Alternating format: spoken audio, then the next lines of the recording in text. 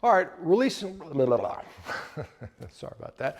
All right, recently I was made aware of this just awful, awful headline. It is taken from a woman who apparently in Malaysia said she lost her leg. She had to have her leg amputated because she could not stop eating junk food. Now, you may say, well, that doesn't make sense, but I can tell you, as someone who has unfortunately sawed off a lot of legs, particularly diabetics and other vasculopaths or people that have bad vascular disease, um, in many cases, that's absolutely the truth. Even after you've cut off their leg, they can't stop drinking the Cokes and eating the garbage. I mean, they just cannot do that.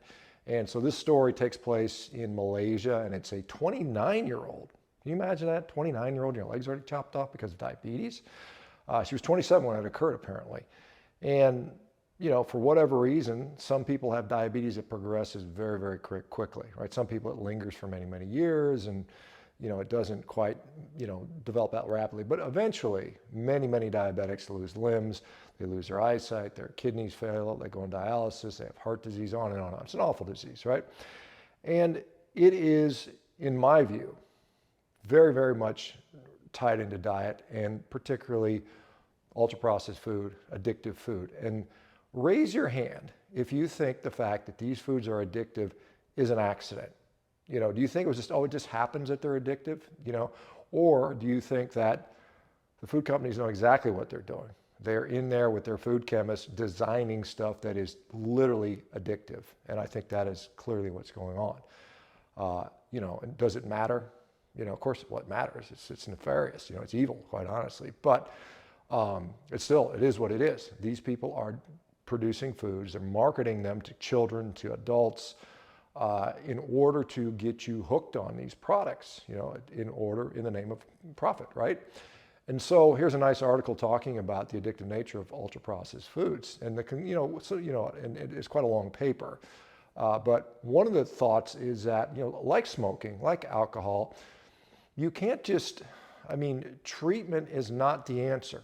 You think about people get sick from smoking cigarettes, hacking out their lung or putting them on chemotherapy due to lung cancer, or, whatever, putting them on oxygen due to emphysema. It's not the answer. Treatment is not the answer in this case. So what did we do with smoking? We had a national campaign. We put warnings on the boxes. We didn't outlaw it. And I think that's an important aspect. We didn't outlaw these things. So if you still want to do that, hey, you're welcome to. It's a free country. But at least people are better informed as to what the risks are. And I think something like that with ultra-processed foods, again, I'm not for outlawing ultra-processed foods. I think if you want, it's a free economy, free market, let it dictate. But I think people should be made aware. If you had a label on the Oreo cookies that says, warning,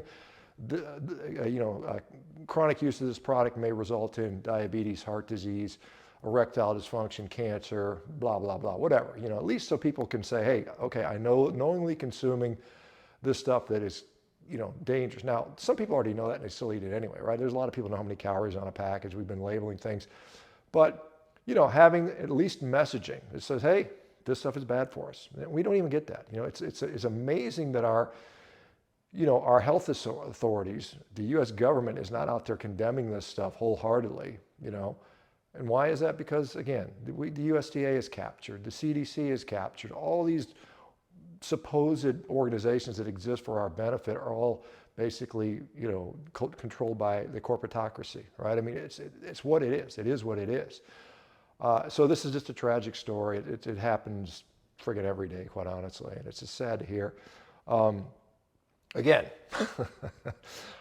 I'm doing my part, guys. I'm fighting the good fight, and I applaud you guys that are with it, with me. And I had once again a discussion with somebody else today talking about the same thing. We've got more and more people that are willing to be warriors. Like I said, talk about, evil can progress when good men do nothing. That's what it is. And so we need the good men and women to do something. And what can you do? Well, as I've said many, many times, some of you guys are sick of hearing this, stop giving your money to these people. Stop buying their products. I don't care how tasty it looks or good. Just stop it, right? It's killing you. It's killing your kids. And, indirectly, we are all to blame for our situation. And the only way to get out of this is for us to collectively act. let the market dictate where we want it to go. Now, if it's going to be, hey, I don't care, give me a drug, give me an Ozempic shot, so be it. Maybe that'll be the outcome. It's not the outcome I desire. It's not the outcome I advocate for. All I can do is what I can do, and I'll continue fighting. So anyway, hopefully some of you guys will join me on that. Thanks for watching. As always, leave some comments there. I like reading the comments. I do actually read the comments. I don't reply all the time, but I certainly read a lot of them, and it gives me some things to talk about and that sort of stuff. So you guys have a great day. Stay healthy, folks. We'll talk to you soon.